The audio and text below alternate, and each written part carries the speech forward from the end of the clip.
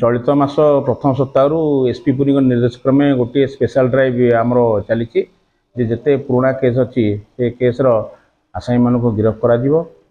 पुराणा जो वारंटी जो अच्छे धरपड़ कर गिरफ्त कर कोर्ट प्रड्यूस कर संक्रांत आमर जो स्पेशल ड्राइव चली आमर आईएएस सत्यवादी एवं टीम काली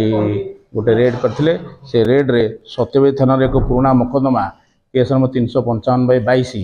से मर्डर केसटे विथ रॉयटिंग लगी आई केस दुईटी आसामी जो मैंने फेरार थे आज प्राय दीर्घ 3 वर्ष ऊर्ध हम गिरफ्त करने सफल हेले आज आरेस्ट करके फरार कर जो गिरफ्त होती जो मुदला दीटा से अभिमन्यु पंडा पिता नीलकंठ पंडा एवं अन्य जन महेश पंडा बापा ना अजय पंडा ए केस रे आगुरी 4टी मुदला गिरफ्त होगी बर्तमान हाजत में अच्छा आमर तदंत प्रक्रिया बर्तमान जारी रही ये केस से जो घटना घटला से एफआईआर अनुजाई कि आम 10टी मुदला थे 10टी मध्य केस रे इन्वेस्टिगेशन समय से समय 4टी मुदला आरेस्ट होगी भर फरार कराइला गला काली 2टी मुदला आमर आरेस्ट कराई आज फरार कर आउ जो